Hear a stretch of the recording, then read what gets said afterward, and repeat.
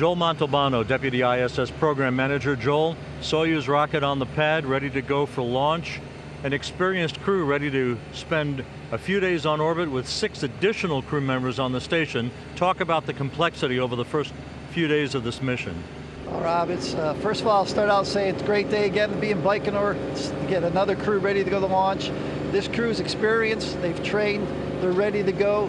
The first time in a while that we've had 9 people on orbit. You know, this crew will go do another Flight Day 1 rendezvous, like you've seen in the last few Soyuz missions. We'll do a quick EVA. As part of that EVA, the torch will be brought outside. The crew will come back in, we'll prepare for landing and bring another crew home. We are ready to go and the crews are ready to go. Of course, the reason to have 9 crew members on board at the same time is the delivery to the station of the Olympic torch and its return back to Earth. How about the symbolism of what the torch represents and how it collates to the International Space Station and day-to-day operations?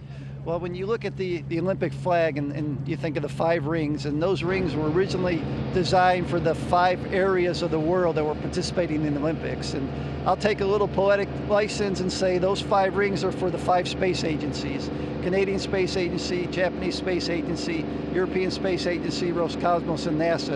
And for the 5 days that the torch will be on board, that'll be a symbol of our partnership, what we can do on board Space Station, and the great things we can accomplish.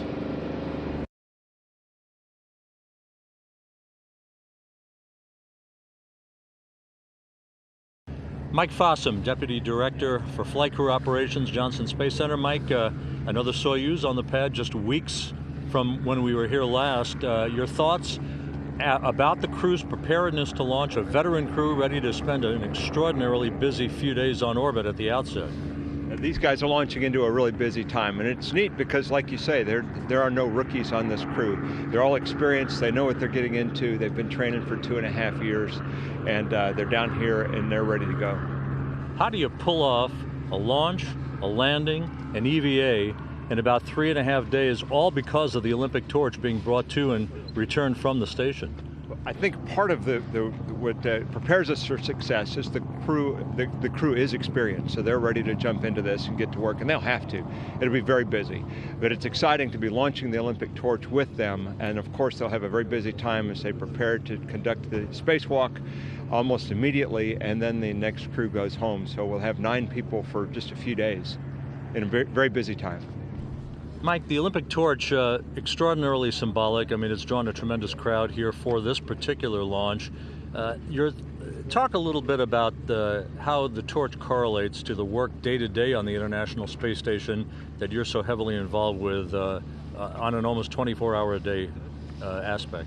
Well, the Olympics themselves are a big, they really embody international cooperation with the nations of the world coming together with the competition, but it's still cooperation as they work to have the different events and as we showcase the world. The International Space Station, of course, is also another way of representing the world, the nations of the world, many of the nations of the world working together. And the torch carries that flame, that spirit, as Russia is preparing to host the next Olympics, and the torch is making its way around the world in different ways. And of course, carrying it into space, what could be more exciting and truly symbolic of the unity of the entire planet coming together than carrying that torch for a few laps around the planet.